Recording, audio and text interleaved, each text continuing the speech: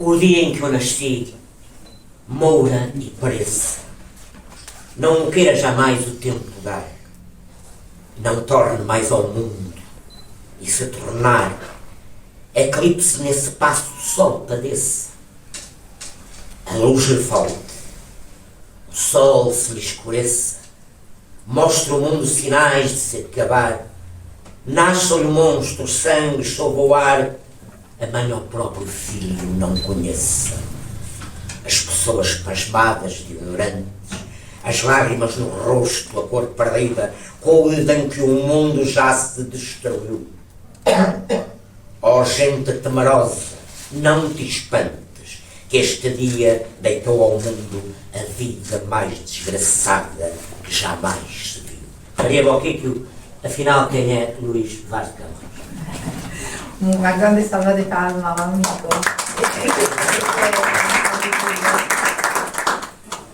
Eu, antes de mais, gostaria de agradecer a uma apresentação muito generosa. Agora fico envergonhada com tudo aquilo que Aurelino Costa, grande amigo, grande poeta, grande avvocato, grande homem de cultura sobretudo e grande agitador cultural da vida literária portuguesa e Garrigores. Um dia deste levou comigo para a Itália para agitar também a vida cultural italiana. Tenho que agradecê-lo de fato por essa generosa apresentação, mas antes de mais gostaria de agradecer ao senhor presidente da Fundação, da Fundação Dr. Luís Rainha, ao senhor Dr. José Ignacio, gosta de ser chamado assim, de não mencionar apelido, e aos restantes membros da Fundação. Gostaria também de agradecer todo o público presente.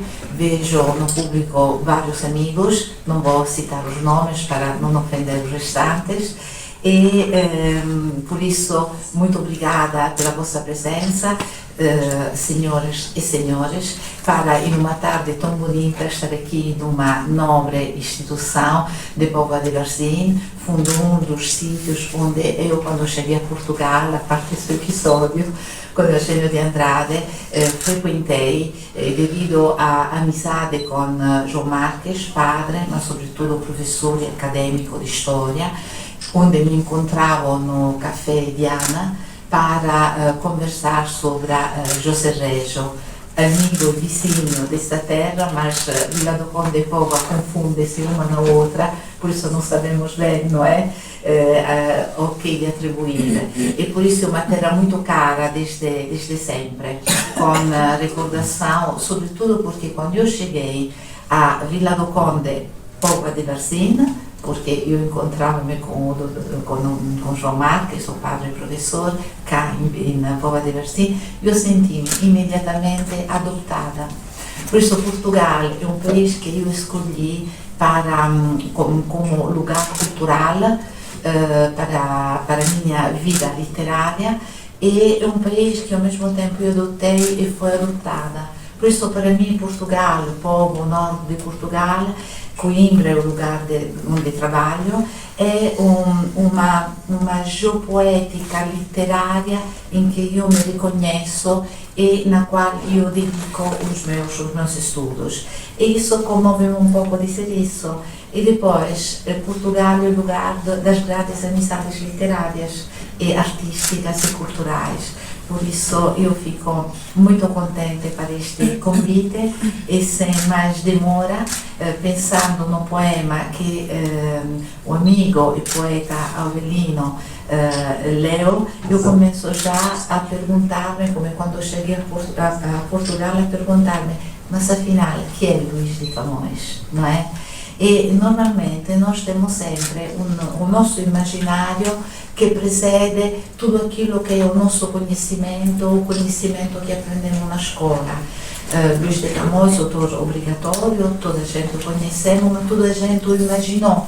O imaginou através de tudo, uma certa de tudo aquilo que nós fomos herdeiros, voluntários e involuntários, e a memória registra sempre um certo olhar, e che mais depressa impõe un aspetto, un corpo, un movimento, che è un movimento da sua propria poesia, da sua propria arte, tendo in conto che vi deixou em vida 3 poemas certos e um livro As Lusíadas. E mais nada, não é? Mas eternizou-se na cultura portuguesa, na cultura lusófona e na cultura ocidental. E io perguntei-me, quando cheguei a perguntar, quando cheguei a Portugal e ainda hoje, o que passa no ar dos séculos quando alguém existiu, foi lido, foi esquecido e abandonado ao seu destino e de repente recomeça a andar depressa na nossa poesia atual, no nosso século XXI, porque passaram 500 anos, passaram 5 séculos. Os 5 séculos que nos separam de Camões não são uma barreira para nós, mas uma ponte que nos aproxima do ícone da identidade e da memória coletiva. Eu espero que nessa minha intervenção não vou assassinar demasiado a língua portuguesa com o meu sotaque italiano e espero de ser compreensível a todos. Luís de Camões tem uma data incerta de nascimento, não sabemos bem, conforme os documentos da Torre do Tombo, pode ter nascido em 1517, 1524, 1525. De certo, a ipotesi mais provável é que tenha nascido ou em 1524 ou 25. Por isso, o Estado português pensou e bem de festejar Luís Camões durante 2 anos. Nós temos só a certeza da data da morte, 1580. Mas Luís de Camões, grande poeta, decide que o seu nascimento poético tinha que acontecer a 23 de janeiro. E não especificou ano. E na altura não existia um registro anagráfico. Por isso nós não temos certeza de nada, temos só a certeza da memória dos amigos, que começam a contar dos seus contemporâneos e que só 100 anos mais tarde começa a ser registrada essas memórias e essa documentação. Agora, a Universidade de Coimbra, eu sei que muitos de vocês formados em Coimbra e são todos doutores, e de fato a universidade antes esteve em um período breve em Lisboa e depois passou a ser em Coimbra, e as 2 únicas faculdades que existiam eram a Faculdade de Teologia, que abrangia todas as áreas das humanidades, e a grande Faculdade de Direito, que eram as 2 únicas faculdades, e por isso Coimbra tem uma enorme tradição de Direito, de Teologia e depois de Humanidade, e por isso aqui temos todos os grandes doutores, a partir do Senhor Presidente e dos membros da Fundação Aurelino eu fui já os elogios e os restantes presentes e de fato Coimbra, a 23 da Faculdade de Matemática de Coimbra declarou oficialmente com a antiga comissária que já deu as suas dimissões, eu acho bem, desculpa a nota, porque foi celebrato o nascimento de Camões a 23 de janeiro. Agora, o nascimento poetico non è un nascimento reale, ma soprattutto foi feito io stavo discutendo isso com o professor Carlos Fiolhais, o grande físico português, che di fatto era completamente errado. E perché?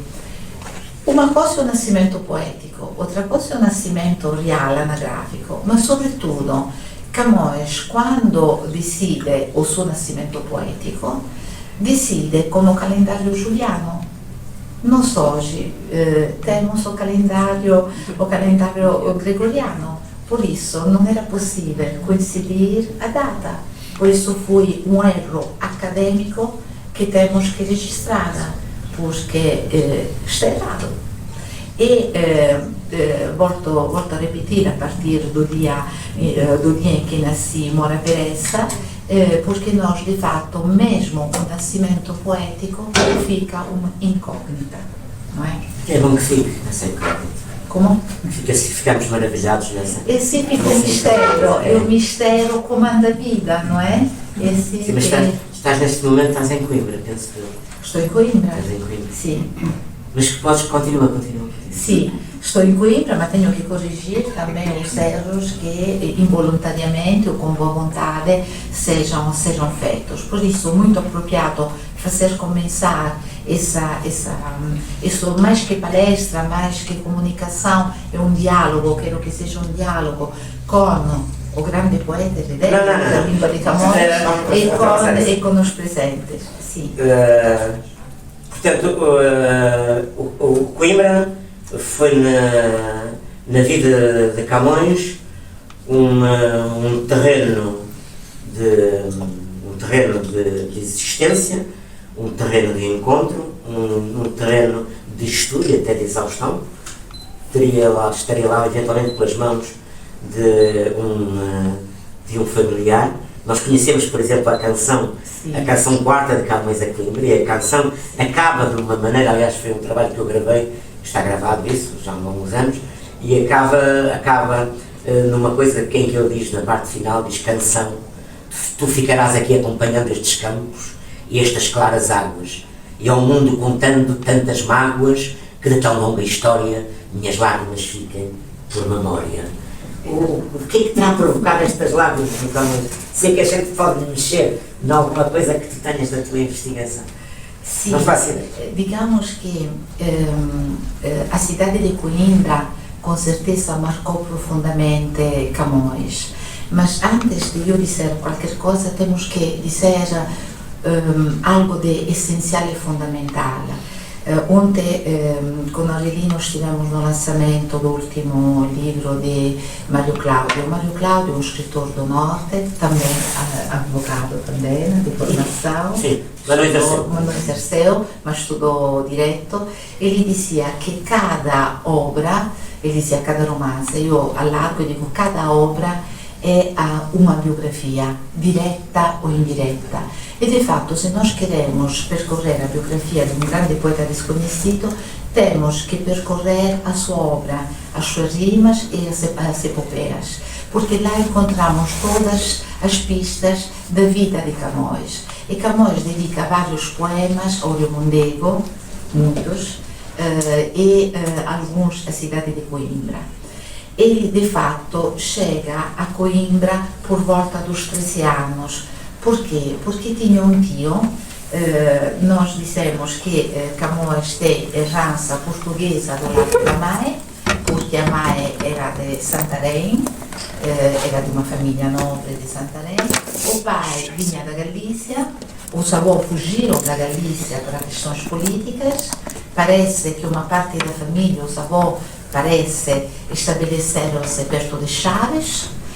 Temos o símbolo da família Vaz, temos os túmulos dos avós, não temos certeza nenhuma, mas a família Vaz passou pelos Chaves, é muito provável, e depois o encontro do pai e da mãe gerou Camões, mas não sabemos onde Camões nasceu, não temos a mínima ideia. Temos registros, temos toda a tradição literária portuguesa dedica poemas a Camões. Temos em 1825 Garrett, que lança os poemas de Camões. Temos Antônio Nobre, publicado nas Despedidas, que fala de Camões. E depois temos vários biógrafos que falam de Camões. Camões terá nascido em Coimbra, em Lisboa, em Algarve, em Santarém, em algum lado de Portugal, não sabemos. Aquilo que sabemos são as obras que escreveu, em 1572 os Lusíadas, em 1595 as rimas, e depois temos os documentos depositados na Torre do Tombo, que se encontram entre as chanceleras de Dom João III, que legitima a data de 7 de março de 1553, onde se lavrò un indulto concedito pelo monarca, libertando o vate da prisão, única coisa certa que nós temos, onde fora detido por causa de uma arruaça em que se envolverá em Lisboa. Nesse escrito também se refere à partida depois para a Índia de Camões. Depois, o que sabemos que este documento de João III descreve o pai de Camões como cavaleiro fidalgo. Camões é descrito como mancebo, em um deles se menciona onde nascerá e foi educado. No mesmo encontramos também Dom Sebastião e Dom Henrique que documentam a relação e o benefício que lhe foi concedido pelo rei em 27 de julho de 1572. E agora vamos chegar a Coimbra. E Coimbra, de fato, nós temos, digamos, um tio de Camões que se ocupou de Santa Cruz, era responsável de Santa Cruz, e depois, quando a Universidade de Lisboa passou para Coimbra, ele foi chanceler. Estudos Gerais. De Estudos Gerais, sim, de Estudos Gerais. Digamos que a data de transferência dos Estudos Gerais, porque ele era o tio de Camões, era prior de Santa Cruz, do Mosteiro de Santa Cruz, era Dom Bento de Camões, que vários biógrafos relatam como o tio paterno de Luís Vaz de Camões. E não é possível, mesmo se temos vários biógrafos que relatam, não é possível confirmar esse parentesco. Temos que ser muito cuidadosos, não é? Com certeza era tio, mas não podemos confirmar o parentesco.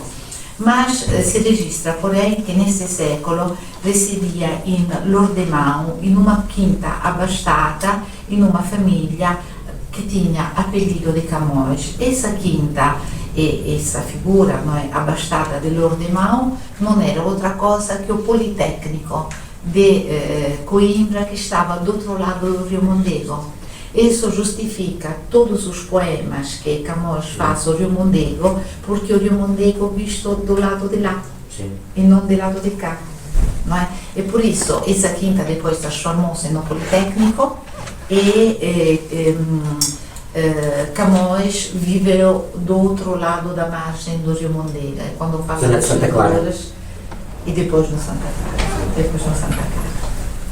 Dito isto, quando deu-se a transferência da Universidade de Coimbra, o poeta Luís Vaz de Camões tinha 13 anos de idade, segundo o biógrafo novecentista alemão Wilhelm Storck, 1829-1905, il suo biografo, questa biografia, che era amigo da professora coimbra Carolina Michaelis de Vasconcelos, que é uma referência nos estudos camonianos. Por isso, com 13 anos, Camões com certeza não terá frequentado a universidade. É muito provável que terá frequentado os colégios. E Coimbra era muito conhecida pelos seus colégios e a Rua Sofia era a rua maior de compensação da universidade e da falta da universidade até chegar à universidade. E em Coimbra, com certeza, Camões terá sido educado e terá recebido todo o seu grande saber. E, digamos... Penso que é aí que ele toma conhecimento dos autores do Renascimento. Toma conhecimento de Tasso, de Dante, de Petrarca, os latinos, gregos, Homero... Portanto, nós temos estas fundações, toda a arte, nas diversas variantes, tem as suas fundações. O que é que são as fundações? É tudo aquilo que nós carregamos no corpo, toda a nossa aprendizagem e depois toda uma alquimia que o nosso tempo vai proporcionando. Completamente. E acho que essa base de infraestrutura é natural, porque uma luz não nasce, eu não tenho hipótese de pegar numa lâmpada e fazer, a não ser que tenha alguns poderes mágicos, mas ainda não tenho. Portanto, tem a tal fundação dele, foi aí na cidade. se alguém do público deseja intervir, Sim, por claro. favor, intervenham, interrompam, porque cada um tem o seu saber e aqui neste momento estamos para partilhar o saber.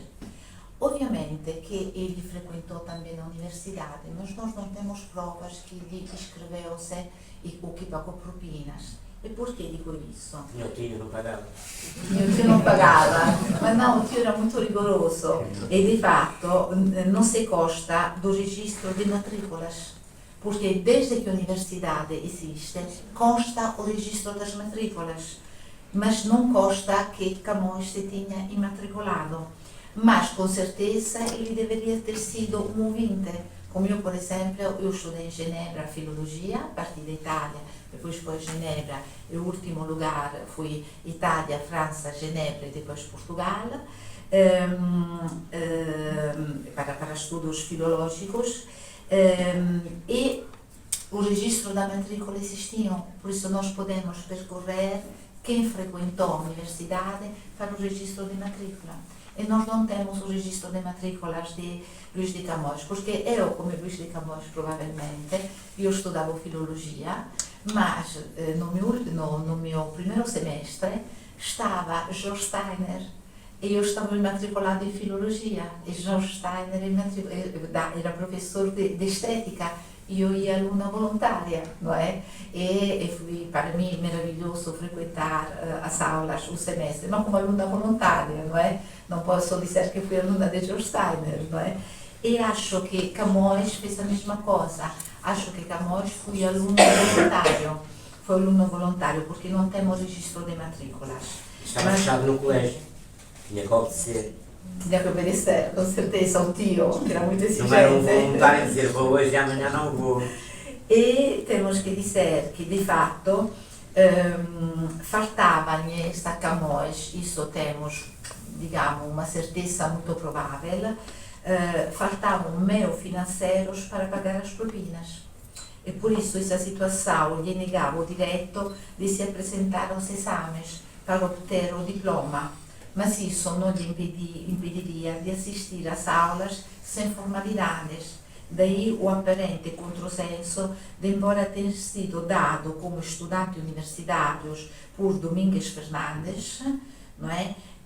E não se encontrar arrolado entre os inscritos. Por isso, temos testemunhança que ele frequentava a universidade, mas não temos o registro de matrícula.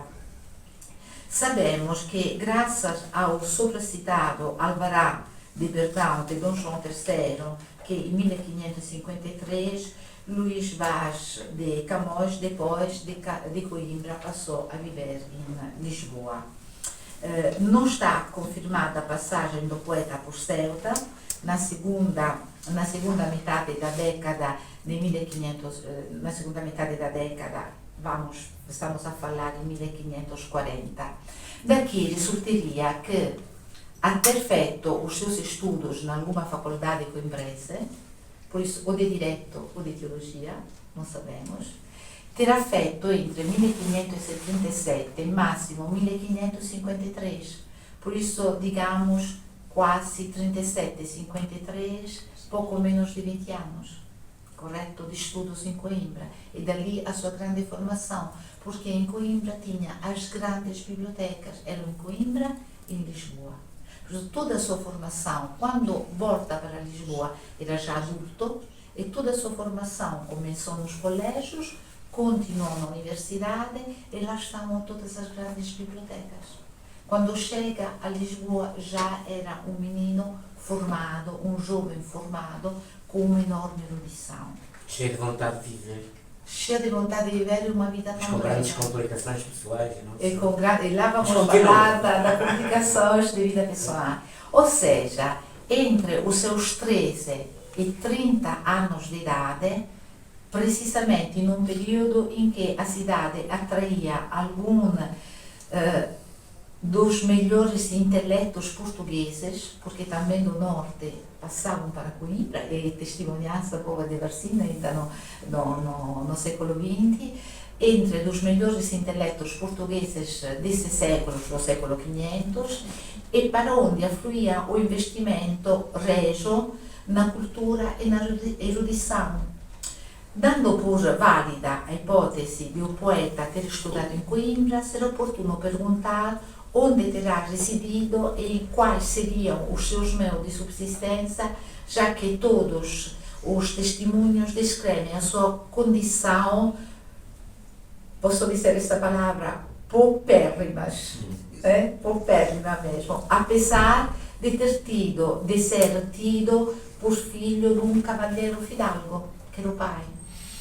Vários biógrafos sugerem a possibilidade de Camões ter sido contratado por Dom Fernando de Noronha, 1507-1574, segundo conde de Linhares, para servir como preceptore, e isso sim já é muito provável que seja, porque na altura não tinham documentos assinados, os advogados estão a formar, não é?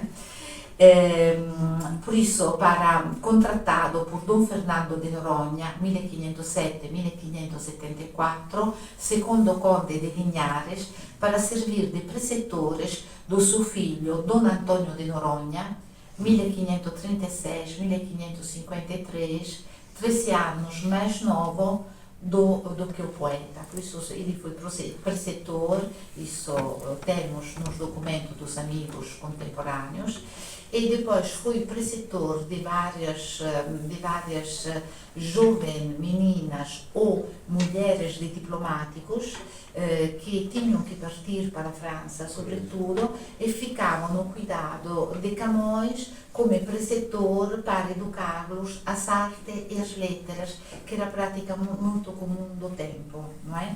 Tanto é que em Camões temos uma descrição das plantas botânicas feita por um grande professor acadêmico dos anos 70, por isso é normal que Luís de Camões tinha passeado pelo jardim botânico acompanhando essas jovens meninas na educação, porque as meninas não iam na universidade, frequentavam só os colégios, para uma educação ampla das artes, das letras, da botânica, da ciência do tempo. Que é um ato revolucionário, porque aqui na Paula Brasil, que eu saiba, o Colégio Sagrado Coração de Jesus, não sei se tinha professores, é só professores, não faço ideia. Agora estou a mandar uma boca, mas continua.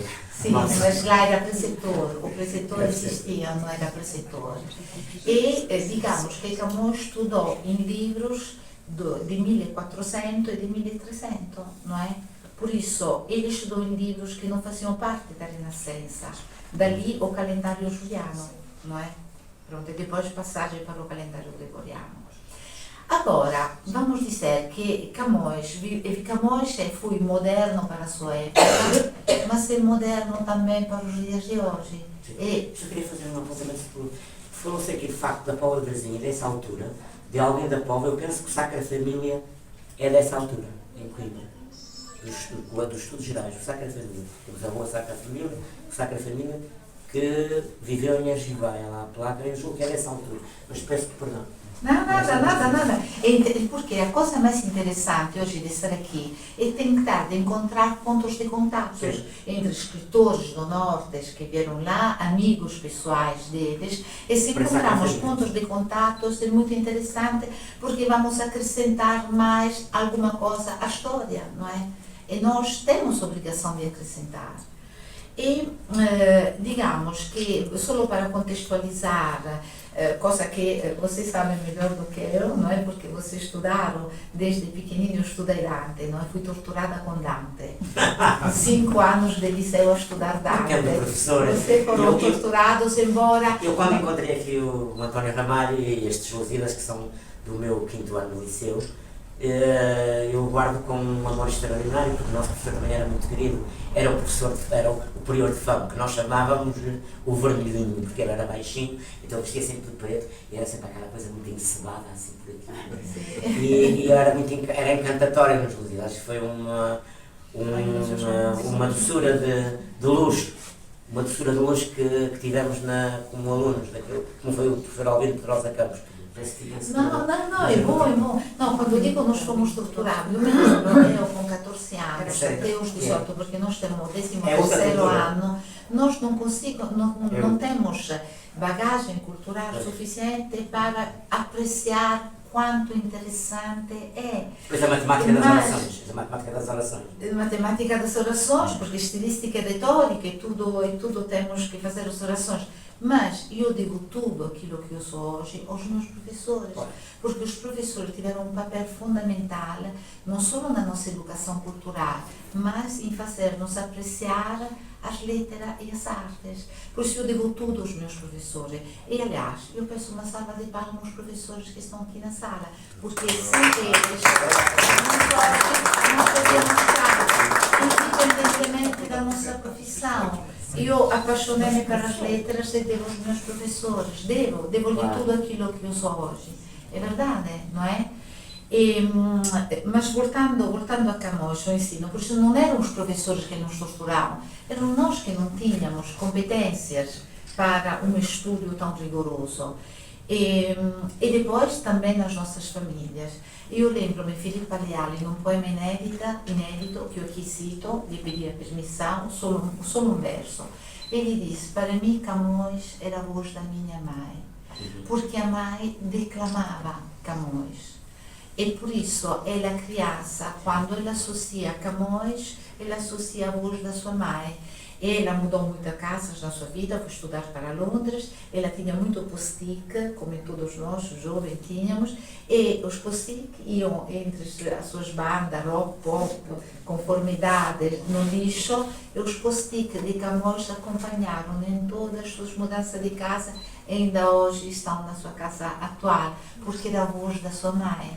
E com certeza, entre nós, deveríamos ter, entre vocês, familiares que declamavam, como Raul, o seu filho, deve ter ouvido de Solina, deve ter ouvido muitas declamações em casa, inclusive as de Camões, que levam no seu coração, não é? E que depois ficam na nossa memória afetiva. Mas voltando a Camões. Camões viveu num período muito turbulento da história portuguesa, foi marcado pelo Renascimento, fortissimamente, e pela grande navegação. E ainda jovem, como dissemos, Camões foi para Coimbra, e depois falamos do acidente, quem diz que apontou uma espada atrás do pescoço, quem diz que matou. De qualquer forma, teve que ir para fora de Portugal, para as Índias, até a história, na Torre do Tombo, encontros, documentação, que ele até nem tinha direito de embarcar-se, porque ele se embarcou para ser secretário. Sim. E fez troca com outra figura, um outro preso, para poder aceder e para poder entrar. Aliás, dizem que ele trocou com um morto para poder ser secretário. Por falar no morto? Sim. Pode ir para o secretário? Para poder embarcar-se, porque o contrário ia como preso. Sim. Ele não foi como preso, foi como secretário. Depois foi preso também, porque de fato a vida de Camões reúne a vida de todos nós, porque ele no fundo foi um poeta da alta burguesia, foi um poeta da corte, não foi um poeta do povo, mas a sua vida foi uma vida boemiana, das tabernas, das lutas. Sim, mas de contacto muito forte com certo mundo visconso e belo. Sim, o mundo visconso também é belo. Sim, mas digamos, ele teve uma vida, digamos, debochada, não é? Podemos dizerla, de deboche, de Falaste naquela da questão da morte. Sim. Ele foi provedor dos defuntos e ausentes da cidade de Macau, não é? Claro, e acho que foi expulso. Porque ele tinha que fazer aquele relatório quem é que era sepultado, quem não era, e devia de receber alguma coisa, não é? Mas claro, depois quando foi para prestar contas, não havia assim grande coisa, porque provavelmente tinha que ter o seu copo, tinha que ter o seu affaire, e então, claro, veio descobrir que de facto também entrou a corrupção, e portanto Luís lá ter que vir sem mal e sem bagagem nas cantinas. Sim, depois ter... Já agora, para ter só uma opinião. Não, faz favor. A propósito da vida debochada de Camões. O que nós sabemos de Camões, e eu não tenho dever nenhum de agradecer aos meus professores, era o horror dos Lusíadas, não era? mas depois gostei e continuo ali. Bem, mas a propósito da vida do Machado de Camões, o Hélder Macedo, um dos grandes camõistas, Claro. fala e criticando um livro Isso. do Hernani Cidade sobre a vida de Camões, que ele esconde essa vida debochada. E tem uma coisa interessantíssima, diz o Hélder Macedo, compara as prostitutas de Lisboa com as de Macau. Sì. Tem alguma coisa sobre isso? Sì, di fatto Camões teve várias namoradas, porque digamos que apreciava muito a beleza estética e estática também. Era um pinga-amor. Sim. Mas o certo é que todas elas lhe serviram como um fermento de grande poesia. De grande instrumento, desde o soneto à Dinamé. Sim, sim, sim. É alma minha gentil que te perdiste. Estou a falar das prostitutas. Sim. Não quer dizer que essa não fosse a Dinamé. Porque ele era um grande apreciador da beleza, diciamo, por isso disse estética e estática, e di fatto ele é tão moderno porque ele consegue, em plena Renascença, fazer uma divisão, uma scisão, uma frantumação do eu, que nós conhecemos só através de Fernando Pessoa, mas Fernando Pessoa, quando disse o Super Camões, não descobriu nada, atingiu de Camões. A fragmentação é uma separação entre emoção e razão. É muito nítida na obra de Camões. Quem descobriu, e que é digamos, um herdeiro camoniano, pouco conhecido, uma grande figura foi Carlo Queiroz, uma divisão entre a estética da razão e da emoção. Era uma emocional, era uma apaixonada. Que é um estudos de fundo sobre o Carlos. Fiz sobre as completas de Carlo Queiroz, que era um jornalista, ou seja, a fachada era um jornalista cultural salazarista, mas ele no fundo era um grande humanista. Ele fez o primeiro colegamento com as Áfricas de Lisboa, no Rossio, mas era um grande humanista, era uma grande figura cultural, também ligado ao neorrealismo africano que trouxe para Portugal. É uma figura interessante para ser estudada. Mas regressamos a nós, ele se apaixona de uma chinesa, leva com ele, e uma chinesa na cultura da época, até hoje, leva com ele e faz a viagem do Mekong. E depois a chinesa morre na viagem do Mekong, não é? Mas tem também uma bárbara escrava, apaixonada. A Bárbara. A Bárbara. Aquela cativa que me tem A cativa que me quando tem ela vive, já não cativo. quer que eu viva. Eu nunca vi olhos em suaves molhos que para meus olhos fosse tão formosa. Aliás, o José Afonso canta isto também. E depois temos o Zeca Alfonso que canta e temos também a Amália que canta. Temos duas figuras, uma ligada ao Ancien Regime, não é? E outro Zeca Alfonso completamente diferente, e de Coimbra, do centro. Os dois cantam Camões, não é? Um ligado ao regime salazarista, outro ligado à Revolução, não é? Que cantam Camões. E depois que a pureza absoluta, o amor puro e absoluto, o ideal de beleza Campestre. é renascentista. Temos a Leonor, a Laura de Petrarca, e temos a Beatriz de Dante, no? O símbolo da pureza absoluta, da mulher intocável, do desejo puro e absoluto de beleza. Temos o período da vida de Camões, que Rolino relatou bem, e também o nosso querido amigo relatou bem para o Oriente. Foi exiliado para o Oriente, teve a sua estadia em Goa, em Camões, que fazia parte do Império Ultramarino Português, longe da sua terra natal, e essas experiências refletem-se muito bem nos versos de Camões, e sobretudo o lado do amor revela-se nas rimas de Camões, porque ele de uma parte epopeia, de outra parte as rimas, não é? E também a sua poesia é repleta de referências, batalhas, maré e aos seus encontros culturais. E vamos ver que eram os contemporâneos de Camões. Contemporâneos de Camões foram figuras importantes como o tratadista Francisco de Holanda, o pintor Fernão Gomes, o escritor Fernão Mendes Pinto, o historiador Francisco de Andrade, ou os poetas Diogo Bernardi, António Ferreira, Dom Manuel de Portugal e Corte Real, que foi um grande amigo. Sá de Miranda não foi? Sì, Ah, ma sì. grande amigo, Dom Manuel Corte Real, que a força poética de Camões abafou totalmente. Como aconteceu no século XX, Camões abafou tudo o seu século até chegar aos neorrealistas, porque temos tantos autores importantíssimos que a força poética de É curioso que é uma literatura que se pode chamar ad eternum, com 600 anos. Sim. Não sei quem é que chegará, dos autores que nós conhecemos, digamos, a 600 anos. Tão desconhecido e tão presente. E também eu coloco a dúvida se Portugal, no seu espírito, na sua idiosincrasia interna, parlada, geográfica, se existiria, se não houvesse os Lusíadas, Luís de Camões, como se existiria Espanha, no sentido iconográfico de interiores, se não existisse o Cervantes, também mesmo para Shakespeare. E Dante. E Dante, claro, óbvio. Acho que as grandes literaturas, os grandes monumentos fizeram, digamos, o propúcio, a pulsão desta existência de civilidade, de civilizações.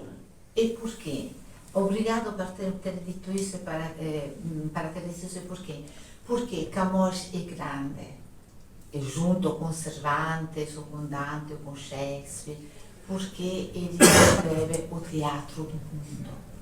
Por isso descreve tudo aquilo que o ser humano é, um nível interior, e tudo aquilo que a realidade é. E isso é intemporal, porque o meu humano é sempre igual e diferente a si próprio. Tudo muda para que tudo fica idêntico. Agora estou citando De Roberti, sono italiano, e o Gattopardo, não é? Peço desculpa, não é? Para ter uma... Eu sei que vocês eram muito esses italianos. E por isso io do come titolo essa breve conversa, porque quero chamar-la conversa, Camões um estrangeiro, porque ele foi estrangeiro na sua própria terra, não é? Porque Portugal chegava até o Oriente, ele foi um estrangeiro, mas muito estranho como estrangeiro, não é? E apesar de vivo, apesar de morto, porque ele faleceu há 500 anos, mas é vivo nas nossas memórias. A nossa língua, a vossa língua, um pouco também minha, é a língua de Camões. A língua já existia, mas Camões se depurou, não é? Existiam as cantigas de amor, de escárnio e maldizer, os cancioneiros, mas Camões se depurou. E eu acho, conforme o meu conhecimento também reduzido, que o único país que eu conheço, por isso eu, Maria, não sei se existirão outros, que festeja o Dia Nacional como o Dia da Língua e o Dia da Poeta. Por isso, Portugal é um país poético por excelência. Só pode ser, porque não existem outros países que fazem conciliar o Dia Nacional político com o Dia da Língua e com o Dia do Poeta. É maravilhoso, é extremamente maravilhoso. Por isso, só para antecipar, respondendo um pouco a sua questão. Por isso, dito isto, por isso ele um pouco abafou, mas o grande amigo Corte Real, depois vamos regressar a Corte Real, deixou, todos esses seus amigos deixaram testemunhança vivos que foram depois, de boca em boca, até chegar a cerca de 100 anos depois da morte, a começar a escrever as primeiras memórias de Luís de Camões. Eu não vou falar de Faria Sousa, sim, por isso não vou falar de Faria Sousa, porque você conhece tudo bem toda essa história.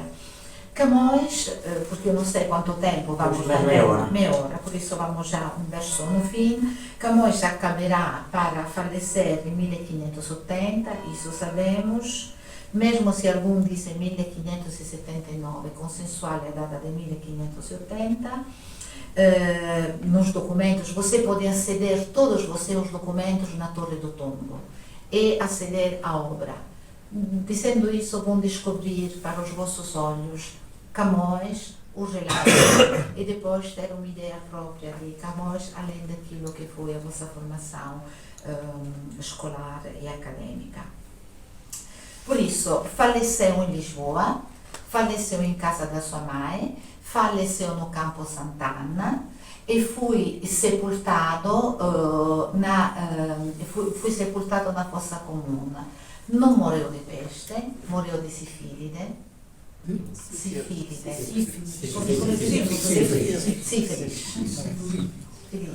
Peço desculpa para pronunciar mal. Como? As prostitutas deram cabo dele. Pronto, voltando à intervenção. Então, assim, filhos. Pode não ser.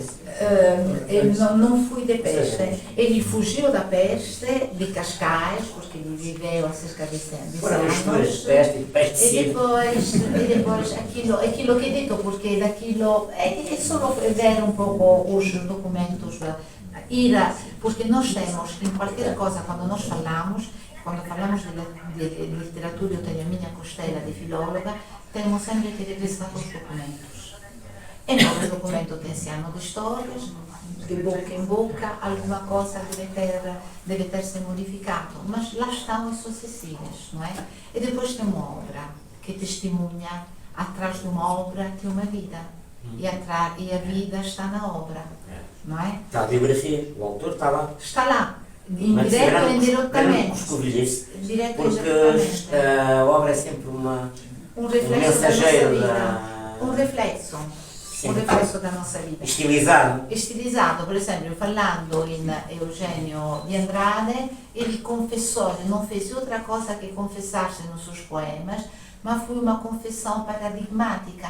José Rejo fez a mesma coisa. Sim. Confessou, não fez outra coisa que confessou. Sobretudo a maneira relação que eles têm com a mãe. No mais fundo de ti eu sei que traí, mãe. O Rejo é a mesma coisa. Aquelas cartas, atadas, que eram E tem o comum, nó das cartas, o nó da garganta. e tem comum a nobilitar a prostituição. Sim. Porque também Reggio no Campo Allegro, Campo Alegre, na cidade de Campo Alegre, no Alentejo. Porto Alegre, peço desculpa, é Encontros Noturnos. É um poema para derreter a nossa Eu tenho o fado, no livro Fado também está. As prostitutas, no livro Fado. No Fado, sim, no Fado. Abrimos e fechamos a parêntese solo para ele nobilita o ser humano feminino, nobilita o ser a mulher, e tem também um desenho muito bonito que é Encontros Noturnos. Desenho dele ou do Júlio? Dele, porque ele desenhava bem, imitava irmão. Saulo Dias ou Júlio Dantas, poeta? Não, o Saulo Dias. São a mesma pessoa, um como artista, outro como poeta. Daqui, não é? Da casa, digamos, não é? E nobilita. Isso é muito bonito da parte de Reggio. E os manuscritos estão aqui a poucos quilômetros da vossa casa. Exatamente, que podem ver. E nobilita a figura femminina. Ed è completamente moderno Camões, ed è completamente moderno também José Rejo. E não Mas desculpa lá, ainda falando, não acabei, porque o Helder Macedo diz que quando chegou a Macau as prostitutas para ele foram uma desilusão. E porquê? Porque ele comparava-as com as de Lisboa, dizia ele que recitavam Petrarca. E eu fiquei, como é que é possível? E onde é que foi buscar a fonte? Olha, tens que perguntar ao Helder Macedo. Eu vou estar quando ele tem Macedo. Agora, eu não estou a inventar isto. Não. Nem É tinha belíssimo, capacidade estás a para dizer. tanto. Isso para nós é muito.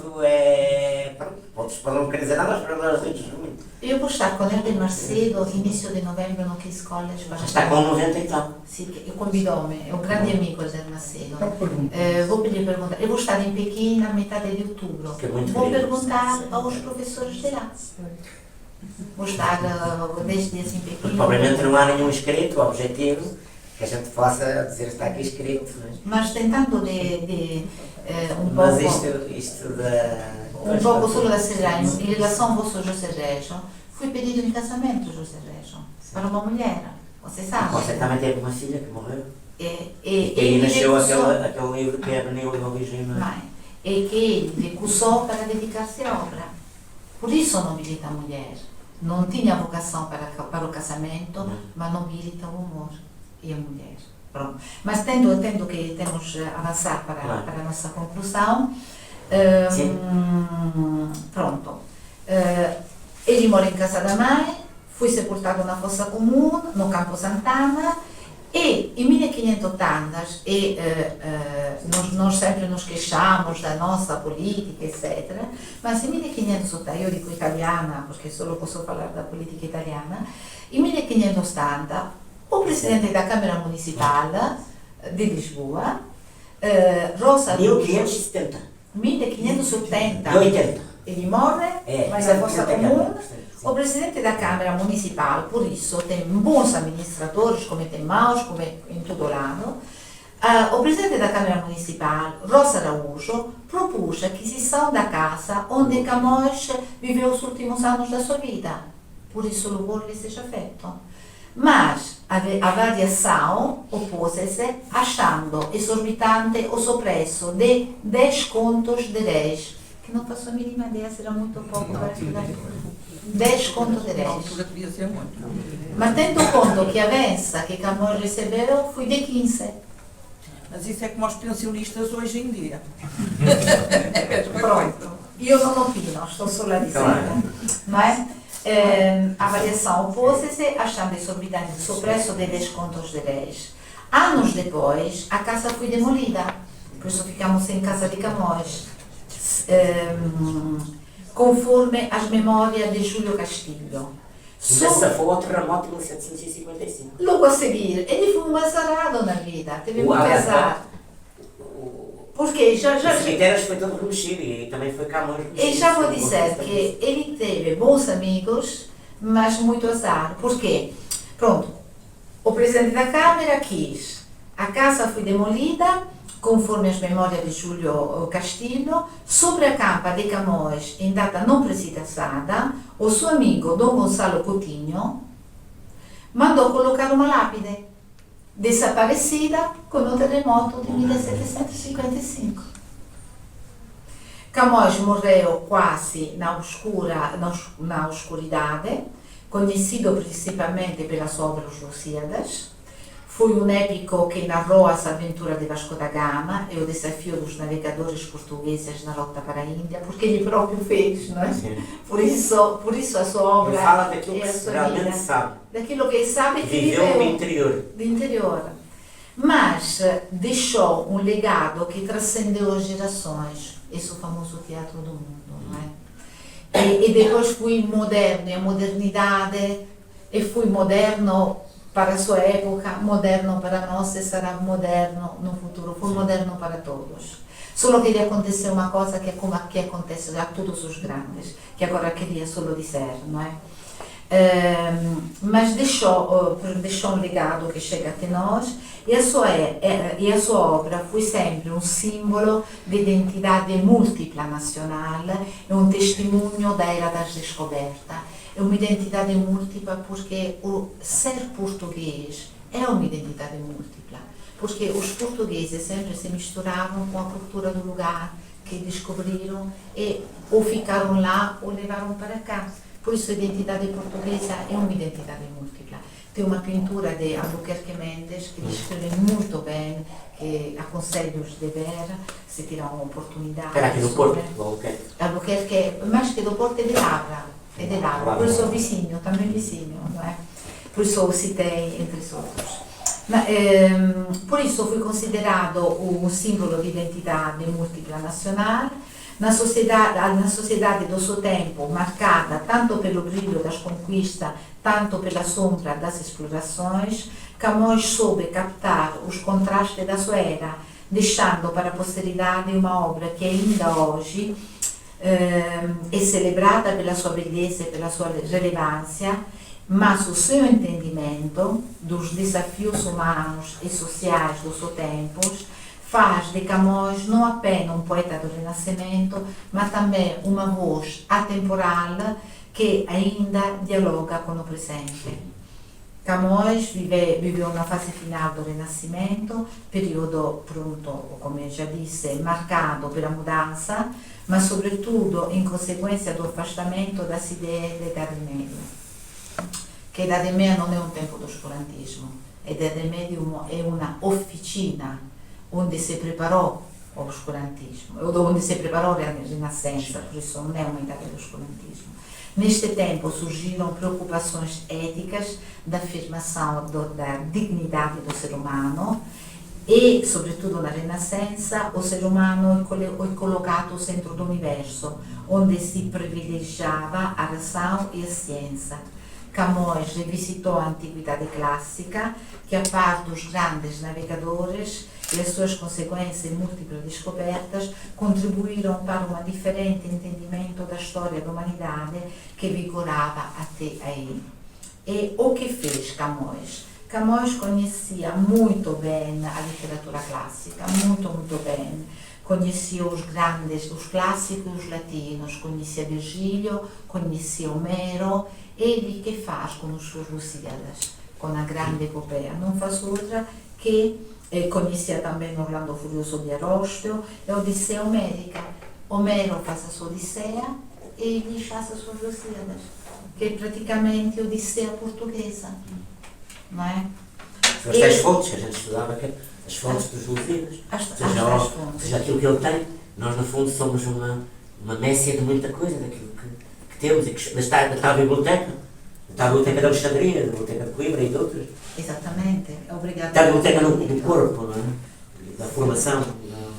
E por isso a sua poesia, como poeta cuja vida foi uma vida tanto dramática, tanto eufórica, foram muitas vidas, podemos dizer muitas vidas em uma só vida. Uma vida tão breve e tão grande, não é?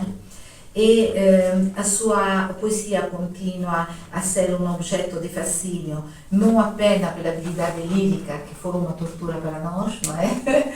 Mas também, e acho que passou o tempo de estudar a estrutura métrica, estilística, retórica, mas chegou o tempo para estudar ou captar a complexidade da condição humana de que ele fala. Por isso deixamos as estruturas métricas fechadas, vamos ver o conteúdo do que falou Camões. Por isso da complexidade da condição humana, por isso é atemporal. Claro que glorifica os efeitos dos portugueses e por isso a nação Portugal o consagrou como um épico plurinacional, sobretudo a partir da descoberta do outro lado do mundo, não é? Mas depois Camões foi utilizado, cada século utilizou Camões para um objetivo particular. Quando digo cada século, digo os governantes, não é? Não digo o povo, não digo as pessoas de cultura. E assim, chegamos já quase ao fim, se me concede mais pela perda da independência da Espanha, 1540, 1640. A recessão camoniana foi caracterizada por uma idealização da sua figura heróica. Por isso Camões é um herói, não é? Como Vasco da Gama. Camões era visto neste período mais como um poeta épico do que lírico, e a sua poesia era frequentemente citada em discursos políticos literários, como exemplo de virtudes nacionais. Camões, como todos os grandes, foi apolítico, não é? Embora ligado à corte, mas não encontramos questões, não é? Foi um épico, claro. Foi a corte e os mecenas que lhe pagaram todos os seus, enfim. Eu acho que a política não foi, ele foi anticarreirismo, punha sempre a questão. Se calhar melhor, sim, concordo. O poeta, o ideólogo, punha em questão. Um poeta é sempre fora, não se pode encaixar. Mas tem que conhecer o sistema, conhece o sistema e põe em causa o sistema. Conhece o sistema ele coloca, ele próprio no episódio do Adamastor, coloca questão. mas com uma lucidez, uma clarividência do nosso tempo, translúcida. Eu acho que faço isso porque se me perguntam o que estudou Camões, embora sem nenhuma base sem nenhuma base, eu diria, ele foi um funcionário público, não é? De certa maneira. E a linguagem que ele utilizava era uma linguagem jurídica. Por isso, para mim, meno pela vertente teológica, porque ele não tem a mesma vertente cristã dos seus contemporâneos de Perestrello, me parece mais que deve ter seguido estudos jurídicos, porque começou, entre aspas, funcionários públicos, era mais.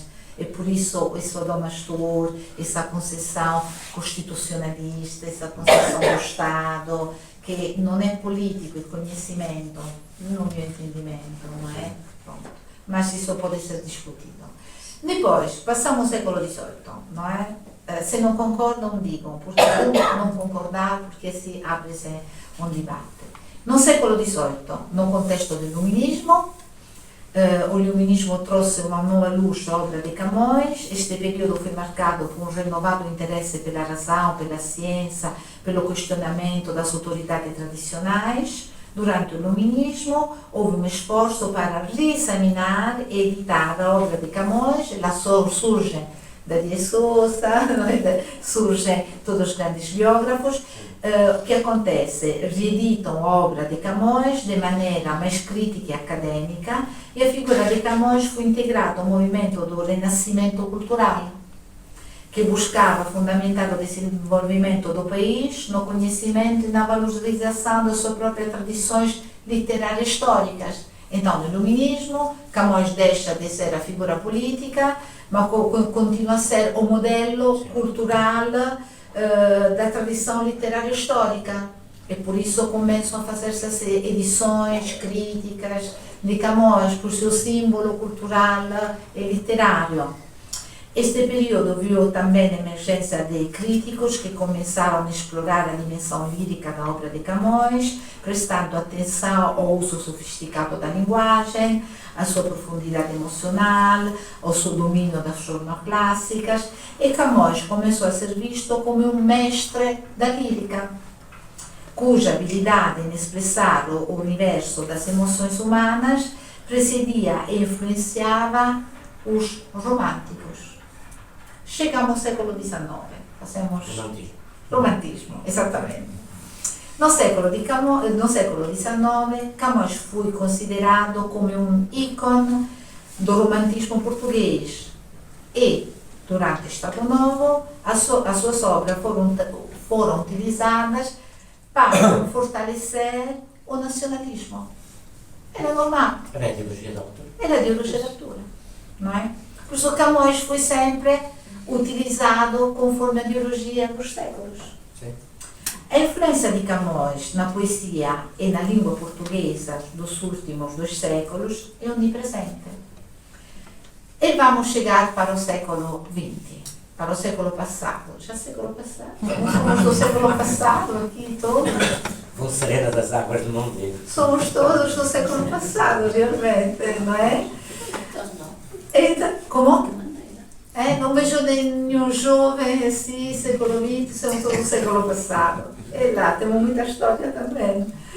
E a influência de Camões, por isso, no século, vamos falar do século XIX e século XX, a Camões in Almeida Garrett, in Antonio Nobre, come dissemos, em Cesário, um bocado em Teófilo Braga, em Peçanha, em Pessoa, que tem que matar o pai, Camões, para ser o Super Camões, em Almada Negreiros, fazendo um salto para a segunda metade do século XX, Jorge de Sena, Eugênio de Andrade, que recusa a Pessoa e recupera Camões, em Ramo Rosa, em Sofia, e Mário Cesarini, porque faz Camões e depois ele faz Pascoais, não é? E recusa o resto da tradição. Em Rui Bello, em uma hipermoderna mulher, Anna Atterley, em uma mulher que faleceu há pouco, Ana Luísa Amaral, extraordinariamente camuniana, tão subversiva e tão camuniana porque Camões foi subversivo, foi extremamente subversivo. Em José Saramago, encontramos muito Camões, prêmio Nobel, em Herberto Helder, inesperadamente camuniano, in Fiamma, Grande Fiamma, Ace Paz Brandão, em Gastão Cruz. Durante o período fui mulher, Gastão Cruz foi marido de Fiamma. Emanuele Allegre, incontriamo tanto Camões, in Vasco da Samora, porque utilizzate as métricas a struttura métrica fechada, não é?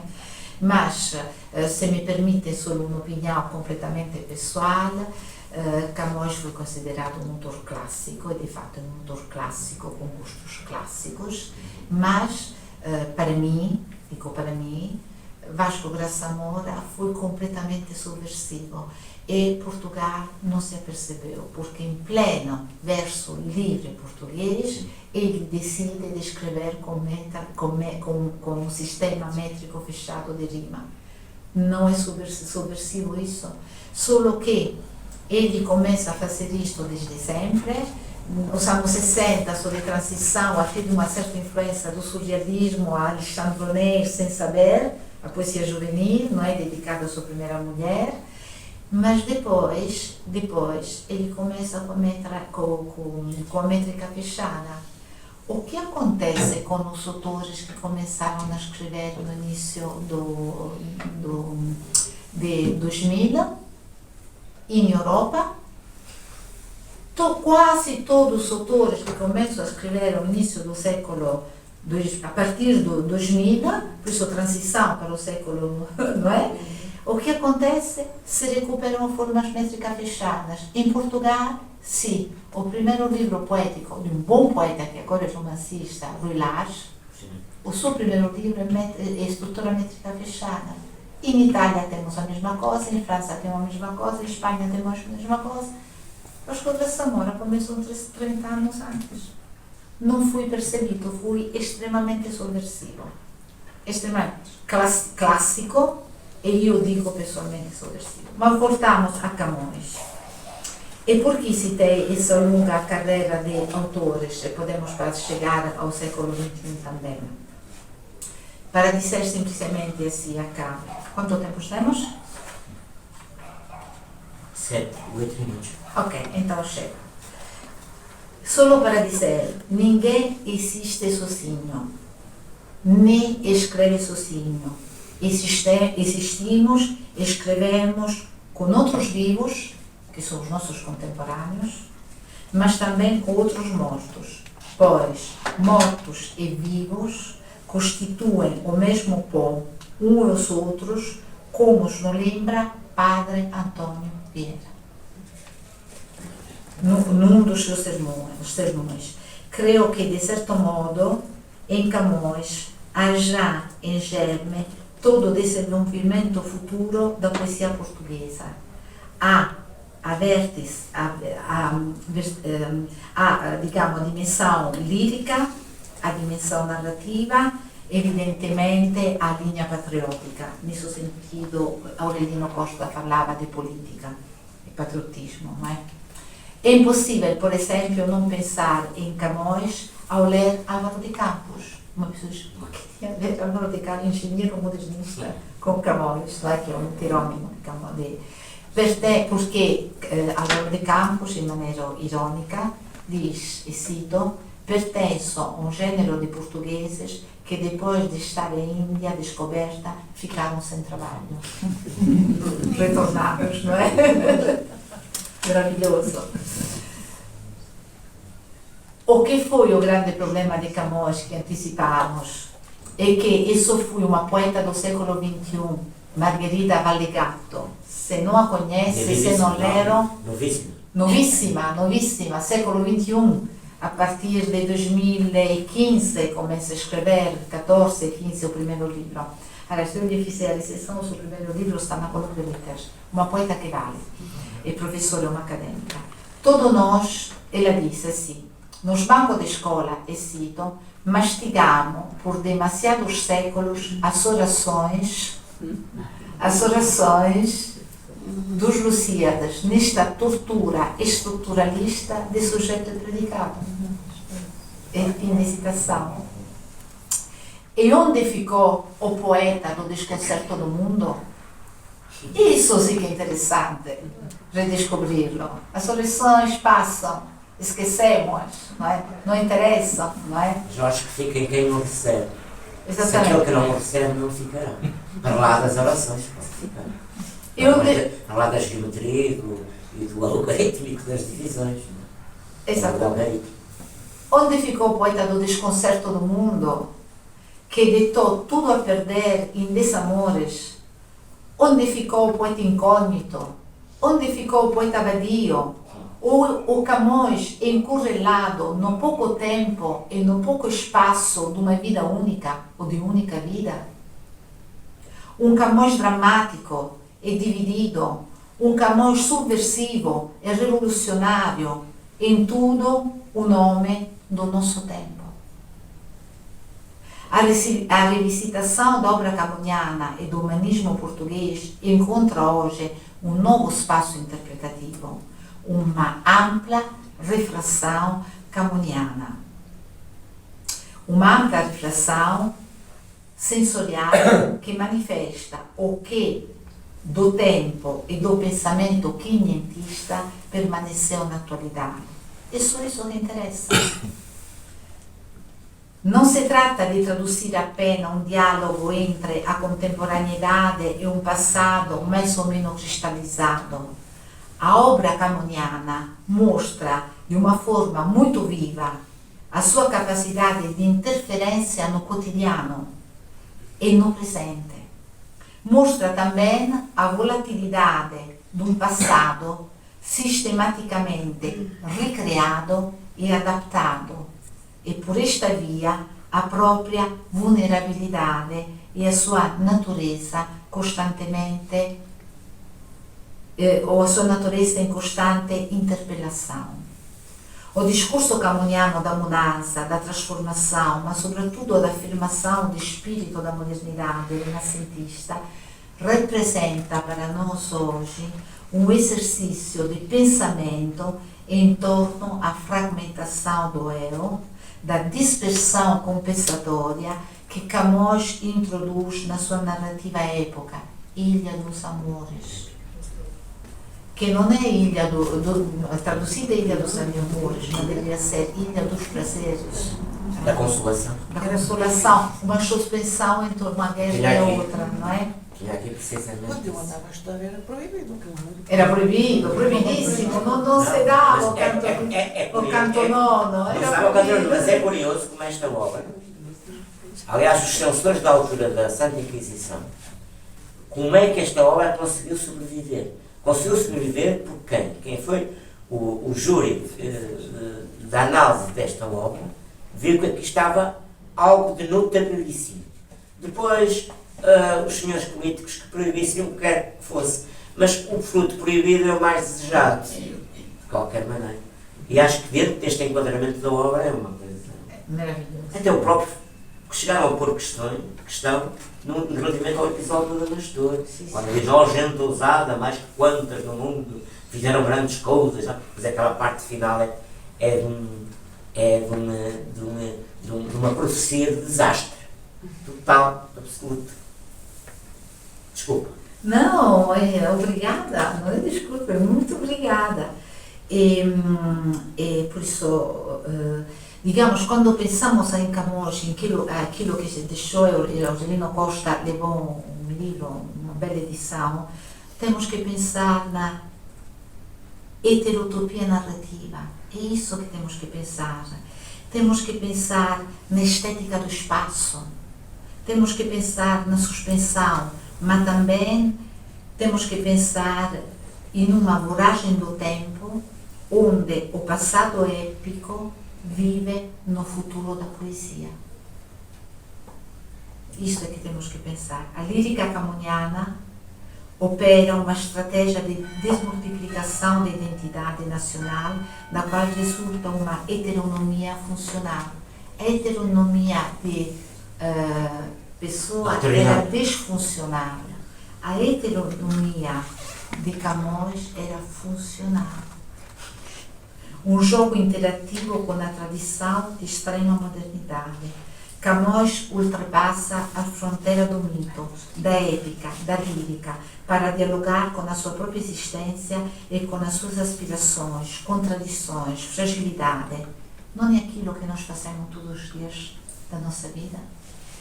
Não é? Criando uma escala de valores éticos de grande atualidade. A obra camoniana representa uma interrogação crítica sobre o valor da palavra como corpo de um sistema nervoso capaz de organizar a existência e coordenar a relação entre emoção e razão. Camões surpreende pela matéria lírica, épica, altamente inovadora e inédita, e pelo fatto da sua poesia gerar a sua própria autopsicografia. Estou utilizando Pessoa, porque é Pessoa que copia. Não é Camões. Dando-lhe, eu adoro Camões, dando-lhe ao mesmo tempo, em Camões, uma dimensão tátil e sensorial, uma dimensão indissociável entre vida e obra. Humana, profundamente humana. Camões nos ensina a brevidade do fulgor da vida, sem que essa brevidade represente um imperativo de abdicação ou de desistência. Camões sabe ser singularmente inteiro e, portanto, livre, no que a condição humana lhe impôs, de miséria ou de derrota, mas igualmente, sobretudo, de sublimação e de grandeza. Foi apenas isso, melhor dizendo, tudo isso, nos antípodas do ser a mesma coisa, de todos os modos possíveis, ao mesmo tempo, de pessoa. Camões, como poeta do século XVI, continua a influenciar pensadores, escritores e artistas séculos após a sua morte. Camões, com as suas interrogações sobre o amor, o poder das palavras, a natureza humana, permanece um tesouro da língua portuguesa, um ícone literário cuja obra é um testamento da capacidade lusófona de olhar para além do horizonte, seja ele geográfico, seja ele temporal. E termino, a obra camoniana representa uma geopoética da nossa própria humanidade. A obra de Camões representa o nosso infinito íntimo. Muito obrigada a todos.